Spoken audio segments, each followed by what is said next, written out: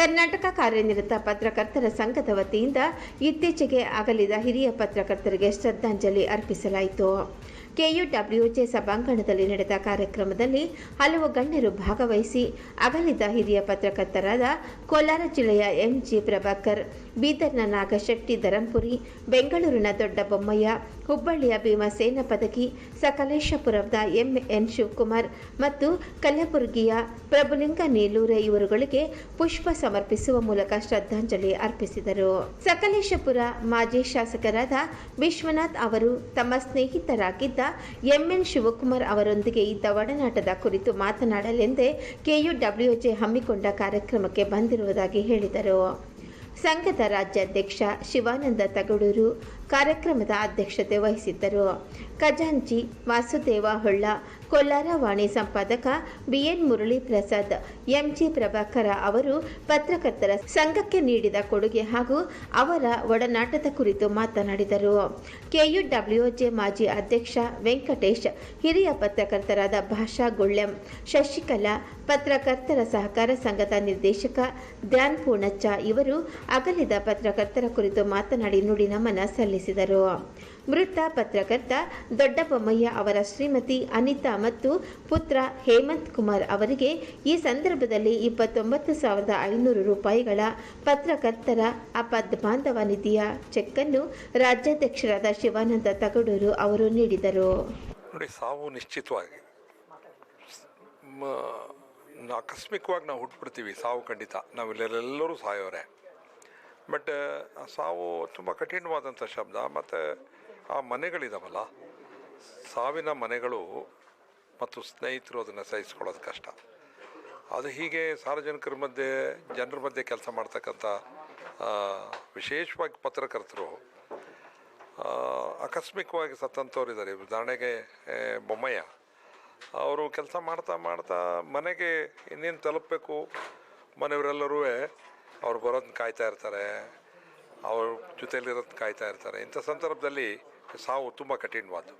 ಅದರಿಂದ ನಾವು ಅವ್ರನ್ನ ನೆನೆಸ್ಕೊಳ್ಳೋದು ಅತ್ಯಂತ ಮುಖ್ಯವಾದ್ದು. ಜೊತೆಗೆ ನಮ್ಮ ಶಿವಾನಂದ ಅವರು, ಅಧ್ಯಕ್ಷರು ಶಿವಾನಂದ ಅವರು ಹೇಳಿದ ಒಂದು ಮಾತು ನನಗೆ ತುಂಬ ಸರಿಯಾದ್ದು. ಯಾಕೆಂದರೆ ನಾವು ಕಷ್ಟದ ಸಂದರ್ಭದಲ್ಲಿ ವಿಶೇಷವಾಗಿ ಪತ್ರಕರ್ತರಿಗೆ ಒಂದು ನಿಧಿಯನ್ನು ಮಾಡಬೇಕು.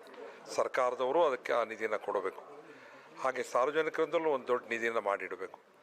ಈ ಸಂದರ್ಭದಲ್ಲಿ ಆ ಕುಟುಂಬಕ್ಕೆ ನೆರವಾಗೋದಿದೆಯಲ್ಲ, ಭಾರಿ ದೊಡ್ಡ ಕೆಲಸ. ಬಹುಶಃ ಆ ಕೆಲಸನ ಶಿವಾನಂದ ಮಿತ್ರರು ಮಾಡ್ತಾರೆ ಅಂತ ಅಂದ್ಕೊಂಡಿದ್ದೀನಿ. ನಮ್ಮಂಥವ್ರು ಅದಕ್ಕೆ ಕೈ ಜೋಡಿಸ್ಬೇಕಾಗ್ತದೆ. ಈ ತೀರ್ಕೊಂಡಂಥ 6 ಜನ ಪತ್ರಕರ್ತರು ಈ ಸಮಾಜಮುಖಿಯಾಗಿ ಸಮಾಜನ ಸರಿಪಡಿಸೋದಕ್ಕೆ, ಸಮಾಜದ ಸ್ಥಿತಿಯನ್ನು ಬೆಳಕು ಚೆಲ್ಲುವಂಥ ಕೆಲಸನ ಮಾಡಿದ್ದಾರೆ. ಅವರೆಲ್ಲರೂ ಕೂಡ ಸಮಾಜದ ಆಸ್ತಿ. ಅವರಿಗೆ ವಿಶೇಷವಾಗಿ ನಾನು ನನ್ನ ಇಡೀ ಸಮಾಜದ ಪರವಾಗಿ ಅವರಿಗೆ ಶ್ರದ್ಧಾಂಜಲಿ ಅರ್ಪಿಸ್ತೇನೆ. ಜೊತೆಗೆ ಆ ಕುಟುಂಬದ ಜೊತೆ ನಾವು ಕೇವಲ ಭಾಷಣ ಅಲ್ಲ, ನಿಲ್ಲಬೇಕು ಜೊತೆಯಲ್ಲಿ. ಆ ಕೆಲಸನ ನಾವೆಲ್ಲ ಮಾಡ್ತೀವಿ. ಕರ್ನಾಟಕ ಕಾರ್ಯನಿರತ ಪತ್ರಕರ್ತರ ಸಂಘದ ವತಿಯಿಂದ ಪ್ರತಿ ಸಂದರ್ಭದಲ್ಲೂ ಕೂಡ ನಮ್ಮ ಜೊತೆಯಲ್ಲಿ ಇದ್ದು ಸೇವೆ ಸಲ್ಲಿಸಿ ಅಗಲಿದಂಥ ಪತ್ರಕರ್ತರಿಗೆ ಶ್ರದ್ಧಾಂಜಲಿ ಸಲ್ಲಿಸುವಂಥ ಕೈಂಕರ್ಯವನ್ನು ಪ್ರತಿ ಸಲ ನಾವು ತಪ್ಪದೆ ಮಾಡ್ಕೊಂಡು ಬರ್ತೀವಿ. ಈ ಬಾರಿ ಹೆಚ್ಚು ಜನ ನಮ್ಮನ್ನು ಅಗಲಿದ್ದಾರೆ. ಈಗಾಗಲೇ ಅಲ್ಲಿ ಪಟ್ಟಿಯನ್ನು ನೋಡಿದ್ದೀರಿ. ಎಂ ಪಾಟೀಲ್ ಸೇರಿದಂತೆ ಶಿವಕುಮಾರ್, ಹಾಗೆ ದೊಡ್ಡ ಬೊಮ್ಮಯ್ಯ, ಹೊನ್ನುಡಿ ಪ್ರಭಾಕರ್ ಸೇರಿದಂತೆ ಎಲ್ಲ ನಮ್ಮ ಸ್ನೇಹಿತರುಗಳು, ನಾಗಶೆಟ್ಟಿ ಧರಂಪುರ್, ಹಾಗೆ ಭೀಮಸೇನ ಪದಕಿ, ಹೀಗೆ ಎಲ್ಲರೂ ಮತ್ತು ಪತ್ತಾರ್, ಈ ಥರ ಎಲ್ಲರೂ ನಮ್ಮನ್ನು ತುಂಬ ಜನರು ಅಗಲಿದ್ದಾರೆ. ಅಂಥವ್ರೆಲ್ಲರಿಗೆ ನುಡಿ ನಮನ ಸಲ್ಲಿಸುವಂಥ ಕಾರ್ಯಕ್ರಮವನ್ನು ಮಾಡಿದ್ವಿ. ನಾವು ಸತ್ತ ಮೇಲೆ ಏನೂ ಕೊಡಲಿಕ್ಕಾಗಲ್ಲ ಅವರಿಗೆ. ಅಟ್ಲೀಸ್ಟ್ ಸತ್ತ ನಂತರ ಅವರ ದುಃಖದಲ್ಲಿ ನಾವಿದ್ದೀವಿ, ಅವ್ರ ಜೊತೆಯಲ್ಲಿ ನಾವಿದ್ದೀವಿ ಅಂತೇಳಿ ಅವ್ರ ಬಗ್ಗೆ ಅವರ ಒಡನಾಟ ಇಟ್ಕೊಂಡವ್ರನ್ನ ಮಾತನಾಡಿಸುವಂಥದ್ದು, ಆ ಮೂಲಕ ಶ್ರದ್ಧಾಂಜಲಿ ಸಲ್ಲಿಸುವಂಥ ಕೆಲಸವನ್ನು ಇವತ್ತು ಮಾಡಿದ್ದೀವಿ. ಜೊತೆಗೆ ಅವರ ಕುಟುಂಬಕ್ಕೆ ನೆರವನ್ನು ಕೊಡುವಂಥ ಕೆಲಸವನ್ನು ಕೂಡ ನಾವು ಮಾಡಿದ್ದೀವಿ. ಈಗಾಗಲೇ ನಮ್ಮ ನಾಗಶೆಟ್ಟಿ ಧರಂಪುರ್ ಅವರ ಕುಟುಂಬಕ್ಕೂ ಕೂಡ ಮೊನ್ನೆ ಅಷ್ಟೇ 10,000 ರೂಪಾಯಿ ನೆರವನ್ನು ಕೂಡ ನಾವು ಸಂಘದಿಂದ ಕಳಿಸ್ಕೊಟ್ವಿ. ಈಗ ದೊಡ್ಡಬೊಮ್ಮಯ್ಯ ಅವರ ಕುಟುಂಬಕ್ಕೂ ಕೂಡ ನಮ್ಮ ಆಪತ್ಬಾಂಧವ ನಿಧಿಯಿಂದ 29,500 ರೂಪಾಯಿ ಕಲೆಕ್ಟ್ ಆಯಿತು. ಅಷ್ಟನ್ನು ಬೈ ಚೆಕ್ಕಲ್ಲಿ ಕೊಟ್ಟಿದ್ದೇವೆ. ಹಾಗೆ ಮತ್ತು ಬೇರೆ ಏನೇನೆಲ್ಲ ಸಾಧ್ಯ ಇದೆ ನಾವು ಅವ್ರ ಕುಟುಂಬಗಳಿಗೆ ಕೊಡುವಂಥ ಕೆಲಸ ಮಾಡ್ತಾಯಿದ್ದೀವಿ. ಇವತ್ತು ಅಗಲಿದಂಥ ಪತ್ರಕರ್ತರು ಅಷ್ಟೂ ಜನ ಪತ್ರಕರ್ತರಿಗೂ ಕೂಡ ಶ್ರದ್ಧಾಂಜಲಿ ಸಲ್ಲಿಸುವಂಥ ಕಾರ್ಯಕ್ರಮವನ್ನು ಮಾಡಿದ್ದೇವೆ. ಅವರಿಗೆ ಅವರ ಕುಟುಂಬಕ್ಕೆ ಧೈರ್ಯ ಶಕ್ತಿ ಎಲ್ಲವನ್ನು ಕೊಡಲಿ ಭಗವಂತ ಅಂತೇಳಿ ಪ್ರಾರ್ಥನೆ ಮಾಡ್ತೀವಿ. ಅವರ ಆದರ್ಶಗಳನ್ನು ಪರಿಪಾಲನೆ ಮಾಡ್ಕೊಂಡು ಹೋಗುವಂಥ ಕೆಲಸವನ್ನು ನಾವು ನೀವು ಸೇರಿ ಎಲ್ಲರೂ ಮಾಡೋಣ.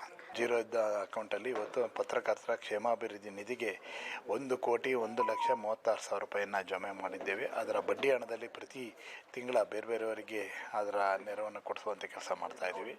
ಅದರ ಜೊತೆಗೆ ಆಪತ್ ಬಾಂಧವ ಅಂತೇಳಿ ಇನ್ನೊಂದು ನಿಧಿಯನ್ನು ಪ್ರಾರಂಭ ಮಾಡಿ ಅದರಲ್ಲೂ ಕೂಡ ನಾವು ಹಣವನ್ನು ಕಲೆಕ್ಟ್ ಮಾಡ್ತಾಯಿದ್ದೀವಿ. ಅಂದರೆ ಎಲ್ಲರೂ 200 ರೂಪಾಯಿ ಸರ್ವಿಸ್ ಅದರಲ್ಲಿ ಹಾಕ್ತಾರೆ. ಅದು ಸುಮಾರು ಈಗ ಪ್ರತಿ ತಿಂಗಳ 50,000-60,000 ರೂಪಾಯಿ ಕಲೆಕ್ಟ್ ಆಗುವಂಥ ಹಂತಕ್ಕೆ ಬಂದಿದೆ. ಹಾಗಾಗಿ ಆ ಹಣವನ್ನು ಕೂಡ ಪತ್ರಕರ್ತರಿಗಾಗಿಯೇ ಬಳಸ್ತಾ ಇದ್ದೀವಿ. ಅದರ ಆಚೆಗೆ ಮುಖ್ಯಮಂತ್ರಿಗಳ ಇದರ CM ರಿಲೀಫ್ ಫಂಡಿಂದಲೂ ಕೂಡ ಕೊಡಿಸ್ತಾ ಇದ್ವಿ. ಈ ಥರದ ಅನೇಕ, ನೀನು ಕೂಡ ಅದರಲ್ಲಿ ಫಲಾನುಭವಿ, ಎಲ್ಲರೂ ಆ ಥರದ ಯಾರ್ಯಾರು ಸಾಧ್ಯ ಇದೆ ಎಲ್ರಿಗೂ ಆ ಕೆಲಸವನ್ನು ಮಾಡ್ತಾಯಿದ್ದೀವಿ.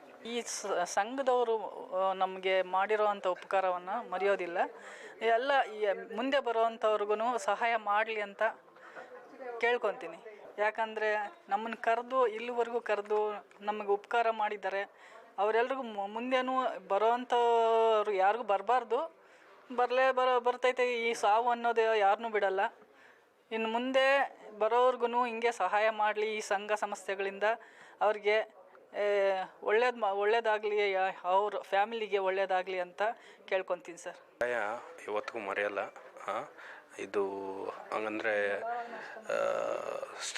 ಇದು ಟ್ರಾಜಿಡಿ ಈ ಥರ ಸಡನ್ನಾಗಿ ಆದಾಗ ನಮಗೆ ಭಾಳ ಕಷ್ಟ ಆಗುತ್ತೆ.